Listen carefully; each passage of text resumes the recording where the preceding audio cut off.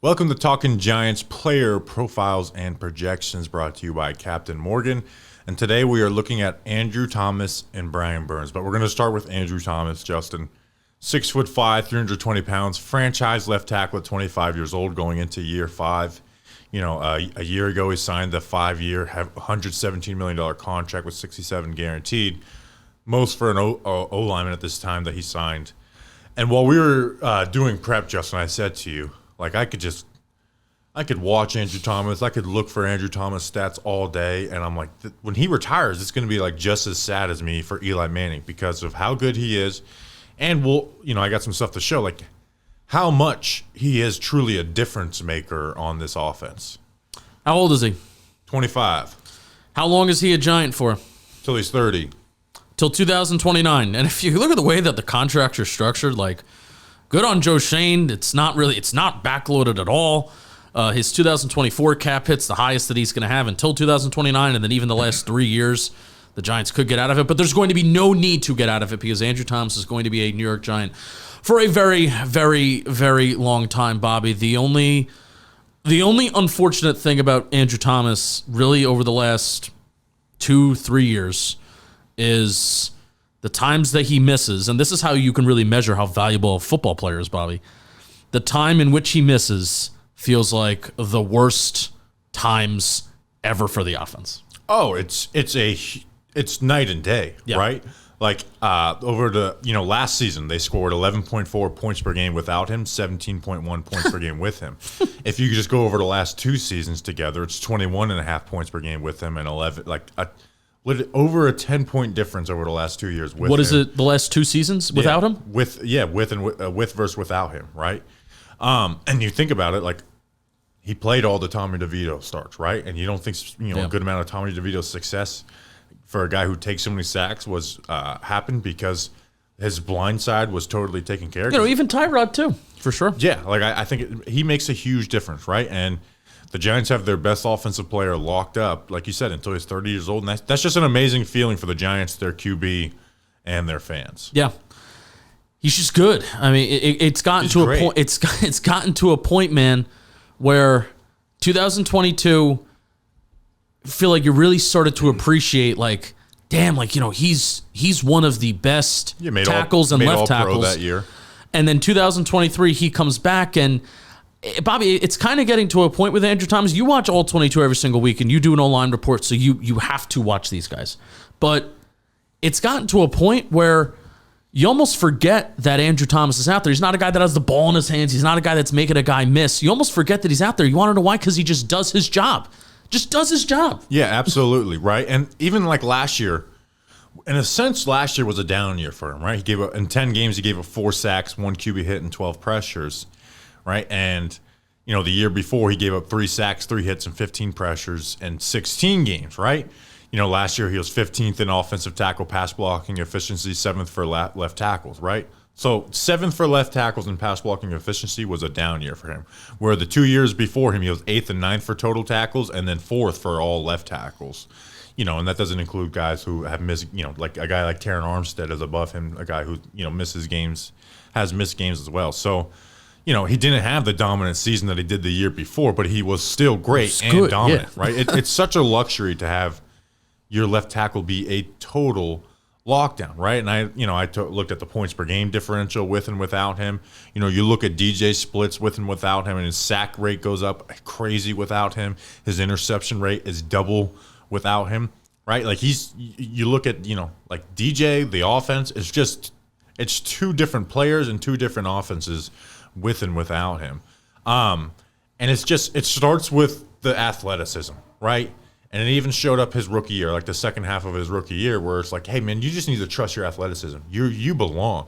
And that's when you saw the growth, is when he trusted. Like, his foot speed is just out of this world. It makes it hard to compare other tackles because, his foot speed is just unmatched. Like, his ability to fire out of the stance and wash guys around, and he's talked about this. He lives by this, but he says, I invite the bull rush, right? Like, that's why you see his hands go wide sometimes. It's like, I invite the bull rush. Beat me with power, and because I'm not going to let you get around the corner. And it almost never happens. And even when he gets the bull rush, you did see some negative reps last year in total, but like he's able to recover really quickly. Even if a guy gets like a good pop on him, the way he's able to get his feet underneath him, stay balanced, it's unreal. And he's talked about how he's going to work on his game overall this too, right? Like, something that's really good about him is he's so consistent. But he's talked about this past offseason that, yeah, my pass sets are the same every time, and that's really good. But something I'm working on this offseason is when I'm playing the better rushers, they will learn your tendencies and try to take advantage of them. I'm going to change up my pass sets. I'm going to go a little more vertical this time, or get more aggressive on this snap to keep guys guessing. So it's, we talk about a guy who's at the top of his position in the NFL, right? I think Trent Williams and Laremy Tunsil are the only two guys who I think are just like clearly better than him. I think he's, him, Tristan Wirfs are like the guys in that next range of left tackle. But we forget how, like you said, he's 25 years old. It's crazy, right? Like younger he's than me. Like he's going to get better. Offensive line is a position where it's just so intricate that you're naturally going to get better as you go along, and I have no doubt that Thomas is going to do that. And that's the beauty of being already so good, is that you have all right, well, now I'm at the point where I can tinker with this, I can tinker with that, I can add this to my game, I can add that to my game, versus having to rehaul everything about your game because maybe you're not that good, or you have to just tinker with everything, versus he can focus on just a few things. And Bobby, like you talked about the evolution of his hands, and that's been something to really just marvel at. And he came back for that Raiders game after missing 8 games in a row after Dallas? 7, yeah. 7. And I think that you put out a minute and 4-second little highlight film of him, pass blocking. I think that just shows the evolution of his hands, where we talk about so much with offensive line play. Guy's got to shoot his hands, bring the pop, bring the party to him, right? And if you don't bring that pop right away, you're going to lose at the point of attack. Well, Thomas doesn't do that, but you watch that clip, that minute and 4-second Andrew Thomas highlight against the Raiders, where he comes back from a torn fucking hamstring and not torn, but yeah, just controls dudes. He gets his hands on them. They're not going anywhere. And it's amazing to watch him play. Yeah, and he even said in his first interview the offseason that he won the competition for turning fat into muscle this offseason, which is crazy to think about. Like if he picks up his strength, right, and we'll talk about that in the run game, we're just again talking about a player who's continuing to ascend, right? And I talked about how last year was a quote unquote down year for him. Well, like you mentioned, he missed 7 games with a hamstring injury, and then he was. You mentioned the Raiders game. The next game versus the Cowboys, he left the game, came back in. He had a sprained MCL, and he played the whole year, the rest of the season on a sprained MCL, and was able to be that dominant. Where every week I could put out, here's Andrew Thomas being dominant. Here's Andrew Thomas being dominant. And the bad plays are so few and far between that. Again, we're talking about a guy who was playing through an MCL sprain essentially every game. He had the hamstring that he played the entire game through in Dallas. The entire game he played with that hamstring injury. And I think it costed him. That he missed 7 games. And then he plays 1 game versus the Raiders, and then immediately the next game he sprains his MCL, comes back in that game, and finishes the season playing like that. I want to have a little conversation about no shit Sherlock. It's very important for him to stay healthy. But when he was fully healthy in 2022, 6th among tackles and efficiency in true pass sets, and he was 3rd among left tackles, and he was only one of 10 tackles in the NFL to allow less than 15 pressures in 2022. So fully healthy season, you saw that he was a top 3 left tackle. Yeah, he was 2nd team All-Pro that year.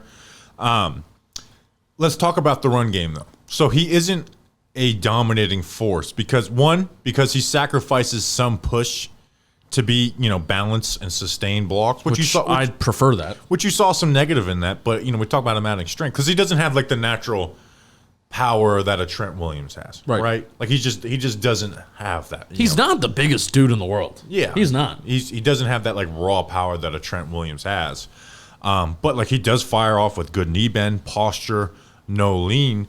And he gets drive, but just not out of this world, except for when he's working down blocks where he's able to where it's encouraged to lean on guys and really move them. And then if it's wide zone, he wins every single time, which is the hardest thing to do as an offensive line, is to win in the wide and outside zone. And honestly, something they didn't do with him much last year, maybe partly to the injury, get him out in space and move him, right? A lot of the Giants' explosive runs the year before, when they lived off of those, were because of Andrew Thomas out in space, and so I'm just so excited for another year of him. I'm excited for the rest of his career that I get to watch this player, and I think of like probably his low light over the last 3 years was that Thanksgiving game versus Micah Parsons, right? Gave up 2 sacks in that game. He had the flu. He literally had the flu and played through it. This year he didn't get very many snaps versus Micah Parsons. Only 4 in the second game. No, they're bitches. They got to put him. Stop putting Micah Parsons against Mark Lewinsky. Yeah, but he dominated in those 4 snaps that he got, right? So like that's a battle because Micah Parsons is he's elite. Like he's a special player. Like, give us what we want, Dallas. Yeah, but it's very exciting to have a guy like Micah Parsons who moves like really no D end I've ever seen, right? There's got like Myles Garrett's better than him, Nick Bosa's better than him right now, but just flat movement. No, there's no one better than him. Yeah. And since I've been covering the NFL, it's my 6th year, no one even like really comes close to the way he moves. And it's for all the shitty things it's been being a Giants fan, it's also nice to be like, I'm excited for my guy to go against that guy instead of worried about it. Yeah. He's also dealt with I think 5 different offensive line coaches in 5 years. And on how many different guards? Right, Mark Colombo, Dave Gouge, Rob Sale, Bobby Johnson, and then now Karan Brasillo, and this is his 5th season. So 5 in 5 years. He's and like you mentioned, the guards. He's played with Justin Pugh, Ben Bredesen, Josh Suzudu, Nick Gates, Jack Anderson, Matt Skura, Wes Martin, Shane Lemieux, and Will Hernandez. That is 10 starting guards in 5 seasons. Did you say Skura? Yes, I did. Okay. You forgot. The funny thing about that, which is not that funny, is like, okay, Jermaine Eleanor is his left guard. First day of camp, nope, Aaron Stinney's the guy. So he's never even had like a true presence next to him either because there's so much trust you can put in him. So that's all I got in Andrew. Like I said, I could talk about him for hours. At this point, Andrew Thomas has to, number one, not care about his offensive line coach. Like he knows that he probably just has to do his own thing. Probably takes a little bit of something from each of them. And then also number 2, probably more importantly, I just think he's like I don't really care who I have to have next to me at guard because I know you're going to be able to leave me on an island, especially in pass pro, and I'm going to be able to do the damn thing. So yeah, Andrew Thomas. I want to talk about quickly, dude. It is we're talking about how great he is. And it's awesome. But again, the biggest downside of him, and something that we talked about all last summer, Bobby, if you had to make a list of players that this offense can't afford to lose, kind of because of the rest of the offensive alignment that we have on the team, hopefully that is a little bit better this year, the rest of the presence of the line, and we're not solely relying on Thomas to kind of carry the unit and be that solely the lockdown left tackle. But if we had to make a list of players that can't get hurt for the 2023 Giants, like Adoree Jackson was up there. Daniel Jones, you can say, of course. But then number 1, and there was a wide margin, it was Andrew Thomas, and we got 1 series of it. 1 series. Yeah. And that was it. And then the season kind of ended after that. Yeah, the season went to shit because Andrew Thomas wasn't playing, right? Like, not saying it would have been a great season if he played those games, but it is a very different offense with and without him. Yeah. So you need to... The analysis is stay healthy. Oh, yeah, there's no pain I feel more than if Andrew Thomas is injured. Stay healthy, be on the field. We need Andrew Thomas to have a shot this year. That's the analysis. Absolutely. Bobby Skinner, I bet you Andrew Thomas, when it gets down to the evening, maybe when you have an off day the next day, it's nothing Andrew Thomas likes more. I'm willing to bet than a little bit of Captain Morgan, the official spiced rum of the NFL. If Andrew Thomas likes to add a little spice to his life, change things up, what better way to unwind after a long day than with Captain Morgan? Or honestly, if you want to get ready to go back out, Captain Morgan will get you ready to do that too. With the NFL season upon us, you need the right players in the game, and Andrew Thomas is that. Sometimes you need to spice some things up, and same goes for your drinks. When it gets bland, when life gets bland, Captain Morgan Spiced Rum, the original Spiced Rum, they got you. It's delicious, crisp, and perfect for game day with friends. Visit CaptainMorgan.com to find Captain near you. Please drink responsibly. Captain Morgan Official Spice Rum, 35% alcohol by volume. A Captain Morgan Rum Company in New York, New York. Bobby Skinner, you'll be glad you did. Do you spice up your life often? Only when I have Captain Morgan. Love it. Be glad you did. Voice crack. Let's talk about Brian Burns now. 26 years old, 6'5", 250 years old. What a PPP. The Giants. Trust me, I set it up this way. You set it up that I way? like the weeks to start with the star power. The Giants traded pick 39, a 2025 fifth, for him and a fifth round pick swap. And obviously they had the contract set up, a 5-year, $141 million contract with $87 million guaranteed, 28.2 average annual value. He's a very good edge, not an elite one. And I'm going to stand strong on this, that he needs to be great, right? For what the Giants gave up with him, it's not even the contract. Like, he deserves that contract. But to give up that draft capital and to be paying for him in a team that doesn't have, needs depth, needs more starters, he's got to be great. Yeah, 100%. He has to be better than what he's been in his NFL career. 1,000%. It is fun just to look at his resume, though, and see the type of player that the Giants added, because I'll tell you what, the Giants haven't had this type of player with this type of resume here in a while. Regardless of whether that resume he needs to build upon it and he needs to get better, it's been a while since the Giants have had kind of like a top-ish pass rusher in the building. And I'll give you a little bit of quiz that you probably know the answer to. When was the last time that the Giants had a player on their roster with 40 career sacks? Jason Pierre-Paul. Jason Pierre-Paul did it in 2014, and then he left the Giants after the 2017 season. So it's been like 7 years since we've had like an accomplished pass rusher on the football team. And he's and although it's like, I'm going to go through like this is what you gave up for him. You traded for your third best player on the roster for a second round and a fifth round pick, which again still dumbfounds me how the Panthers did that. Yeah, and then used that money to replace him with older players. Like that's the Yannick Ngakoue. It almost was like Clowney and A'Shawn Robinson. I'm gonna give you a comparison, almost like the Giants signing Golden Tate one day after trading away Odell Beckham Jr. Brings back an older debate that we had. And you can't argue about it. That was a good move. You can't argue about it because it's a Brian Burns PPP. Got Dexter Lawrence out of that. but okay, so like I said, he's a very good edge, not an elite one. But like he's got elite traits, right? Get off and speed is just unreal. He can move laterally, like he knows how to set up an offensive tackle and screw with them, right? He's just sudden is the word for him, right? He's just a sudden player with that burst. His quick hands that I think can be refined, like be a little better. He bends the edge really well. I think he needs to add power in his game, right? I think that's the biggest thing for him. But to go through numbers and his rankings like the last 3 years, in 2023, he had 9 sacks, ranked 28th. The year before, 12.5, 10th, good. The year before that, 9, 27th. QB hits, 10, 11, and 12, which was ranked 27th, 23rd, and 15th. Pressures, 21, 44, and 30th, which is ranked 69th, 11th, and 29th. And just total sacks, pressures, and hits. 40 last year, which was 53rd for edges. 68 the year before, 12th, that's what we need from him on a year-to-year basis. And then 2021, he had 51, which was 23rd. And then pass rush win rate, he was ranked 37th, 59th, and 77th. But coming off his best year as far as a pass rush win rate player, the Giants, like I said, he needs to be a top 15 edge consistently, and honestly closer to top 10 than top 15.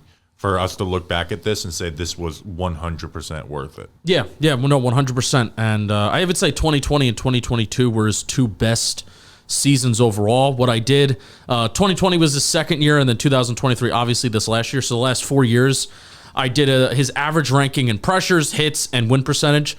His average in pressures over the last 4 years is 21st. Now, if you take out 2023, where he was 47th in pressures, it's 12th. So that's a lot better. Hits, it was 15th, closer to 16. So let's say 16. Win percentage, it was 32nd. That's the thing that scares me the most, is seeing the winning percentages the 20s, in the 30s, and then even in 2021, it was 46th. And we can't have that. There's games where he goes quiet, and you can't, like you said, for $28 million per year for giving up the draft capital, you can't have stretches of games where your name's not being called. We have another guy that's his problem too. Maybe they'll alternate Kayvon and him. But that's like he needs to be not a dominant force every game, but he needs to be a dominant force in many consistent. games. And he needs to be Consistent. he needs to be good in essentially every single game. And that's been his issue so far. Is like he's streaky. He has games where there's like, where is Brian Burns? And then there's games where it's like, you're like, this guy could be one of the best this guy could be the best edge in the NFL. And that's where you land with him. But like when I keep on doing this is what you gave up for him, it's not just a second round pick and a fifth round pick or just a contract. Like the options for the Giants, right? Like for this to work, like you gave up signing.